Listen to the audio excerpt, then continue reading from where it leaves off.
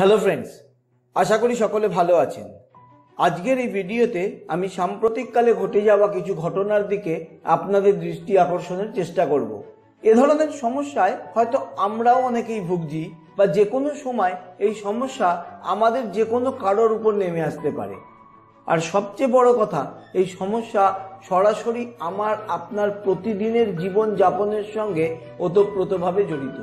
সেই হিসাবে এই ভিডিওটি অত্যন্ত গুরুত্বপূর্ণ এবং আমার মনে হয় আমাদের প্রত্যেকের এগুলি সম্বন্ধে ওয়াকিবহাল থাকা উচিত। আমি অনুরোধ করব ভিডিওটি আপনারা পুরোটা দেখুন, কারণ ভিডিওর শেষ পর্যায়ে একজন লাইফ কোচ হিসাবে আমি এই সমস্যার সমাধানের রাস্তাও আপনাদের সামনে তুলে ধরার চেষ্টা করেছি। আপনারা নিশ্চয়ই শুনেছেন, খুব সম্প্রতি ভারতবর্ষের অন্যতম বড় এয়ারলাইন্স জেট এয়ারওয়েজ বন্ধ হয়ে গেছে। বন্ধ হওয়ার সময় জেটের কর্মচারীর সংখ্যা ছিল প্রায় 16,000। এর মধ্যে যেমন পাইলটরা ছিলেন, তেমন গ্রুপ ডি কর্মচারীও ছিলেন। রাতারাতি এই বিশাল সংখ্যক মানুষ কিন্তু একদিনের মধ্যে একেবারেই বেকার হয়ে গেলেন। এদের অনেকেরই নতুন করে চাকরি খুঁজে পাওয়া যথেষ্টই কঠিন। জেট এয়ারওয়েজের কর্মচারীদের বেতনও অন্য যে কোনো কোম্পানি বা এয়ারলাইন্সের থেকে অনেকখানি বেশি ছিল। অনেক কর্মচারীর মাসিক বেতন 2 লক্ষ টাকা বা তার চেয়েও বেশি ছিল। স্বাভাবিকভাবেই এক সচ্ছল জীবনযাত্রায় অভ্যস্ত হয়ে গেছিলেন তারা। সেখান থেকে দাঁড়িয়ে রাতারাতি চাকরি চলে যাওয়া, বেকার হয়ে পড়ার যন্ত্রণা, সমস্যা আর কষ্ট কতটা তারাই বুঝেছেন যারা এক রাতের মধ্যে চাকরি হারিয়েছেন। আমি জানি না আপনাদের পরিচিত কেউ জেট এয়ারওয়েজে চাকরি করতেন কিনা, কিন্তু আমি দেখেছি আমার পরিচিত এক ব্যক্তি, যিনি জেটে চাকরি করতেন, তার চাকরি চলে যাওয়ার পর তার সাত করে বানানো বাড়িটি অনেক কম দামে বিক্রি করে দিতে বাধ্য হয়েছেন। সমস্যাটা যদি একটিমাত্র কোম্পানির মধ্যে আটকে থাকতো, এটিকে আমরা একটা বিচ্ছিন্ন ঘটনা বা দুর্ঘটনা বলে মেনে নিতে পারতাম, কিন্তু তা তো নেই। আপনারা ইতিমধ্যে হয়তো এটাও জেনেছেন, এয়ার ইন্ডিয়ার 2018-19 ফিনান্সিয়াল ইয়ারে লোকসানের পরিমাণ এক্সপেক্টেড 7,600 কোটি টাকা। টোটাল ডেট বা ধার পৌঁছে গেছে 58,000 কোটি টাকায়। কয়েক বছর আগেই কিংফিশার এয়ারলাইন্সও রাতারাতি বন্ধ হয়ে গেছিল। তাহলে সমস্যাটা কি শুধু এয়ারলাইন শিল্পের? তাও নয়, টেলিকম শিল্পের দিকে তাকান। আপনারা জানেন ভারতবর্ষের সবচেয়ে বড় টেলিকম সংস্থা বিএসএনএলও কিন্তু আজ এক কঠিন সমস্যার মুখে দাঁড়িয়ে রয়েছে। শুধু সরকারি সংস্থা নয়, রিলায়েন্স জিও বাজারে আসার পর ভোদাফোন বা এয়ারটেলের মতো কোম্পানিও কঠিনতম প্রতিযোগিতার মুখে। এয়ারসেল কোম্পানি ইতিমধ্যে বন্ধ। একবার ভাবুন, এই সমস্ত সংস্থায় কর্মচারীদের কথা যারা উচ্চ বেতন পেয়ে অভ্যস্ত ছিলেন, তারা যখন রাতারাতি চাকরি হারিয়েছেন, তাদের কি অবস্থা হয়েছে। আমি কোনো রাজনৈতিক, সামাজিক, অর্থনৈতিক বিশেষজ্ঞ নই, কিন্তু এই সাধারণ মানুষের সমস্যাগুলো বুঝতে গিয়ে যখন দেখি ন্যাশনাল স্যাম্পল সার্ভে অর্গানাইজেশনের রিপোর্টে বলছে আনএমপ্লয়মেন্ট রেট 2017-18 সালে ভারতে 6.1%, যা গত 45 বছরের সবচেয়ে বেশি, তখন বেশ শঙ্কা হয়, ভয় হয়। আপনারা জেনে থাকতে পারেন, একসময় খুব নামকরা ইলেকট্রনিক্স কোম্পানি ছিল ভিডিওকন। আমাদের অনেকের বাড়িতে আজও ভিডিওকনের প্রোডাক্ট রয়েছে। সেই ভিডিওকন কোম্পানি প্রায় দেউলিয়া ঘোষিত। এখানে চাকরি করা অনেক মানুষ এবং তার আনুষঙ্গিক শিল্পের সাথে যুক্ত আরো কয়েক হাজার মানুষ কর্মহীন হয়ে গেছে। ভারতবর্ষের অন্যতম বিমান প্রস্তুত সংস্থা HAL বা হিন্দুস্তান অ্যারোনটিক্স লিমিটেড স্বীকার করেছে তাদের কর্মচারীদের মাইনে দেওয়ার মতো তাদের কাছে অর্থ নেই। 1,000 কোটি টাকা এই সরকারি সংস্থাটিকে ধার করতে হয়েছে শুধুমাত্র কর্মচারীদের বেতন মেটানোর জন্য। কিন্তু কতদিন? বিপর্যয় নেমেছে অটোমোবাইল ইন্ডাস্ট্রিতে। 3 লক্ষ লোক ইতিমধ্যে কাজ হারিয়েছেন। ধারণা করা হচ্ছে মোট 10 লক্ষ লোক কাজ হারাবেন যারা এই ইন্ডাস্ট্রির সাথে যুক্ত রয়েছেন। মারুতি কোম্পানি ইতিমধ্যে তার উৎপাদন অনেক কমিয়ে দিয়েছে। অটোমোবাইল ইন্ডাস্ট্রিতে ঘাটতি নামার সাথে সাথে তার প্রভাব পড়বে ইস্পাত শিল্পে। এছাড়াও রিয়েল এস্টেট ইন্ডাস্ট্রি বড় কঠিন সমস্যার মধ্যে দিয়ে চলেছে। আইটি ইন্ডাস্ট্রির ওপর কোনো আঘাত নেমে এলে এক ধাক্কায় কয়েক লক্ষ মানুষ কর্মহীন হয়ে পড়বেন। সমস্যা কিন্তু শুধু ভারতবর্ষের নয়। আপনারা হয়তো একটি ভিডিও দেখে থাকবেন যা কিনা বেশ ভাইরাল হয়েছিল। সেটি হচ্ছে গুগলের অফিসের ভিতরকার ফটো। কি নেই সেখানে? আধুনিক ক্যাফে থেকে শুরু করে হাল ফ্যাশনের রেস্টুরেন্ট, বই পড়ার জন্য লাইব্রেরি থেকে খেলার মাঠ, জিমনাসিয়াম থেকে শুরু করে হাসপাতাল, সেখানে রয়েছে তার কর্মচারীদের জন্য। সেই গুগল কোম্পানিতেই সম্প্রতি কর্মচারীরা বিক্ষোভ দেখালেন। তার কারণ, তাদের যে সুযোগ সুবিধা কোম্পানি দেয় সেখান থেকে কাটছাট করা শুরু হয়ে গেছে। এটা ঠিক, গুগল হয়তো একদিনে সব কর্মচারীকে বসিয়ে দেবে না বা কোম্পানি বন্ধ করে দেবে না, কিন্তু কখনো যদি প্রয়োজন হয় এই কোম্পানির কিছু শতাংশ মানুষকে যদি তারা স্বেচ্ছা অবসরে চিঠি ধরিয়ে দেন, তাহলে সেই মানুষগুলো তখন কোথায় যাবে? একবার নিজেকে এদের কারোর মধ্যে বসিয়ে ভাবুন, এই পরিস্থিতি হলে আপনি কি করতেন। এমনকি সরকারি কর্মচারীরা যারা পেনশনের সুবিধা ভোগ করতেন, একটু দেখি তারা কোথায় আছেন। 1 জানুয়ারি 2004-এর পর যারা কেন্দ্রীয় সরকারে নিযুক্ত হয়েছেন, তাদের নিউ পেনশন স্কিমের আন্ডারে আনা হয়েছে।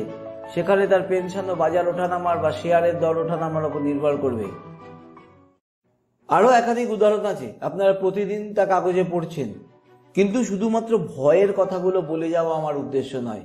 এই সমস্যাগুলো আমি বলছি এই কারণে নয় যে এই সমস্যাগুলোর সামগ্রিক সমাধান আমি করতে চাইছি বা আপনাদেরও করতে বলছি, সে ক্ষমতা আমার নেই।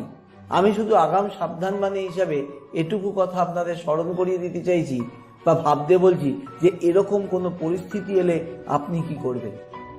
আমার আপনার মতো সাধারণ মানুষ যারা এই ধরনের কোম্পানিতে চাকরি করতে অভ্যস্ত বা স্বপ্ন দেখি বা চিন্তা করি বা চেষ্টা করি, তারা যদি এমন কোনো পরিস্থিতির মধ্যে পড়ি তাহলে কি করব। এ সমস্যা কিন্তু নতুন, সমস্যা কিন্তু বর্তমান সময়ের। আজ থেকে 10, 15, 20 বছর আগের কোনো সমস্যার সাথে তুলনা করা ভুল হবে। যদি ভাবেন ঠিকই তো আছে, তখনও তো কারখানা বন্ধ হলে মানুষ অন্য কোথাও কাজ খুঁজে নিত, এখনো নেবে, তাহলে কিন্তু আপনি ভুল করছেন। কারণ বর্তমান সময়টা অটোমেশনের, ক্রমশ মানুষের প্রয়োজন কম পড়ছে আর মেশিনের প্রয়োজন বেশি হয়ে পড়ছে। এ পরিস্থিতি আগে ছিল না। তাছাড়া আমাদের জীবনযাত্রার মানও পরিবর্তিত হয়েছে। 20 বছর আগে একটা মানুষের যে উপার্জনে সংসার অতিবাহিত হয়ে যেত, আজ তা হয় না। ইন্টারনেট, কেবল থেকে শুরু করে মোবাইল ফোন ব্যবহার করাও আজ আর কোনো লাক্সারি নয়, বরং একান্ত প্রয়োজনীয় জিনিসগুলির মধ্যে চলে এসেছে। শিক্ষা, স্বাস্থ্য, সমস্ত ক্ষেত্রে খরচা বেড়ে গেছে বহুগুণ। যারা চাকরিজীবী নন, অর্থাৎ যারা ব্যবসা বা নানা পেশায় যুক্ত আছেন, তারাও জানেন তাদের পেশাও কিন্তু অনেক সময় নানা অনিশ্চয়তার দোলচালে দুলতে থাকে। তাই চলুন এই বিষয়টিকে যথেষ্ট গুরুত্ব দিয়ে বিচার করে এর একটা সমাধান ব্যক্তিগত স্তরে খুঁজে বার করার চেষ্টা করি। আমি শুধু একটা কথাই বলতে চাই, আমরা একটা প্রিপারেশন এখনই নিতে পারি যাতে কিনা আমার জীবনে কখনো এমন দুর্ভাগ্য না আসে। আর এটাকেই আমি বলেছি আপনার ক্যারিয়ারকে ইনশিওর করা। দুর্ঘটনার কথা ভেবেই তো আমরা সাবধান হই, তাই না? আমরা জীবন বীমা করি, স্বাস্থ্য বীমা করি, গাড়ির বীমা করি, এছাড়াও বাড়ির বীমা, আগুনের বীমা, এমন নানাবিধ বীমা বা ইন্স্যুরেন্সের কথা আমরা শুনেছি, আমরা করেছি। কিন্তু কেউ কখনো কি আমাদের ক্যারিয়ার ইন্স্যুরেন্সের কথা বলেছে? বোধহয় বলেনি, তাই না?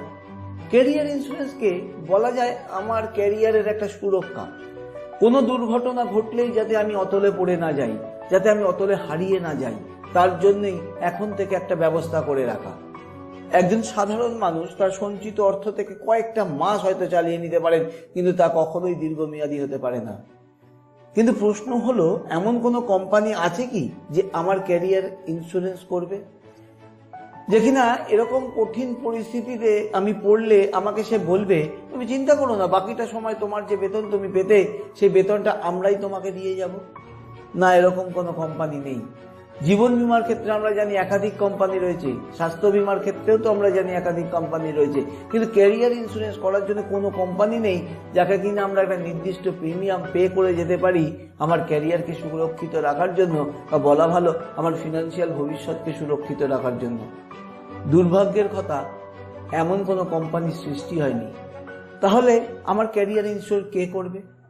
আমার ক্যারিয়ার ইন্স্যুর একমাত্র আমিই করতে পারি। এর জন্য আমাকে যেটা করতে হবে সেটা হলো আমাকে প্রস্তুত থাকতে হবে বিপর্যয়ের জন্য। অর্থাৎ আমার প্রস্তাব, একটা সেকেন্ড ইনকাম আপনার জন্য খোলা রাখার ব্যবস্থা করে রাখুন, যাতে ভবিষ্যতে যে কোনো পরিস্থিতির মোকাবিলায় আপনি সেই ইন্স্যুরের মাধ্যমে, অর্থাৎ সেই কাজের মাধ্যমে কম্পেনসেট করে নিতে পারেন। ইন্স্যুর করার ক্ষেত্রে আমার কাছে যেমন অনেক অপশান থাকে কোম্পানি বেছে নেওয়ার, এখানেও সেকেন্ড ইনকাম বেছে নেওয়ার আপনার অনেক অপশান খোলা আছে। কোনটি আপনি বাঁচবেন তা সম্পূর্ণ নির্ভর করছে আপনার নিজের উপরে। আপনার বিচার বুদ্ধি দিয়ে সঠিক ব্যবসা অর্থাৎ ইনকামের রাস্তা যদি আপনি বেছে নিতে পারেন, তাহলে আপনাকে আর অন্যদের মতো দুশ্চিন্তা করতে হবে না। আপনার পছন্দ, আপনার ক্ষমতা অনুযায়ী যে কোনো একটা রাস্তা আপনি বেছে রাখুন। এখানে বীমার প্রিমিয়াম তাই কোনো অর্থ নয়, বরং আপনার এই ইন্স্যুরেন্সের প্রিমিয়াম হিসাবে প্রতিদিন অল্প কিছু সময় আপনাকে দিয়ে যেতে হবে। ছোট ছোট করে কাজ শুরু করুন, যাতে কিনা একটা সময়ের পর আপনার এই ব্যবসা বা আপনার এই কাজ এমন একটা সুন্দর জায়গায় পৌঁছে যায় যাতে কিনা আপনাকে কোনোদিনও এই দুশ্চিন্তায় ভুগতে না হয়। তাছাড়া এটাও হতে পারে আপনার এই সেকেন্ড ইনকাম হয়তো আপনার ফার্স্ট ইনকামকেও ছাড়িয়ে যেতে পারে। ধরে নিলাম আপনি যেখানে চাকরি করছেন বা করবেন সেটা কোনোদিনও বন্ধ হবে না, কোনোদিনও আপনার চাকরি চলে যাবে না, তবুও এই সেকেন্ড ইনকাম চালু করা জরুরি, কারণ আপনাকে অনেকটা স্টেবিলিটি দেবে আর আপনাকে এক রকমের মানসিক শান্তি দেবে, নির্ভরতা দেবে, যার জন্য আপনাকে কোনোদিন কারো মুখাপেক্ষী হয়ে থাকতে হবে না। আমি আপনাদের আলাদা আলাদাভাবে চিনি না বা জানি না, আপনার অতিরিক্ত সময় কতটা আছে আমি জানি না, আপনি কতটা টেকনিক্যালি স্কিল আমি জানি না, আপনি কতটা বিনিয়োগ করার ক্ষমতা রাখেন আমি জানি না, কিন্তু আপনার ইচ্ছা, পছন্দ এবং ক্ষমতা অনুযায়ী কোনো না কোনো একটা উপায় আছেই, এই বিশ্বাস আমি রাখি। আমাদের চ্যানেলে আগের কয়েকটি ভিডিওতে আমি এ ধরনের কিছু আয়ের রাস্তার কথা বলেওছি।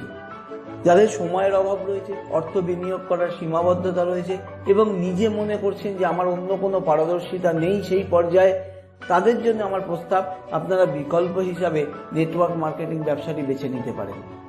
এটা সম্পূর্ণ আপনার ইচ্ছা এবং পছন্দের উপর নির্ভর করছে, কিন্তু যদি আপনি নেটওয়ার্ক মার্কেটিংকে বেছে নিতে চান তাহলে হয়তো আমরা আপনাকে সাহায্য করতে পারি। এই ব্যবসার জন্য প্রয়োজনীয় তথ্য ও সাহায্য পেতে আমাদের ওয়েবসাইটে আপনি অবশ্যই ভিজিট করুন। netbizsystem.com ওয়েবসাইটের মাধ্যমে আমরা সেই মানুষদের ট্রেন করার চেষ্টা করছি যারা নেটওয়ার্ক মার্কেটিংকে তাদের ক্যারিয়ার ইন্স্যুরেন্স হিসাবে বেছে নিতে চাইছেন। আর আপনি যদি ইতিমধ্যে এই ব্যবসার সাথে যুক্তও থাকেন, তবুও বলবো আমাদের ওয়েবসাইটটিতে যান, প্রচুর তথ্য পাবেন, ট্রেনিং পাবেন, যা কিনা হয়তো অন্য কোথাও আপনি পাবেন না। একাধিক ব্লগ পোস্ট আছে আমাদের ওয়েবসাইটে। এই বিজনেস কিভাবে সহজে করা যায় সে সংক্রান্ত নানা তথ্য আপনি জানবেন।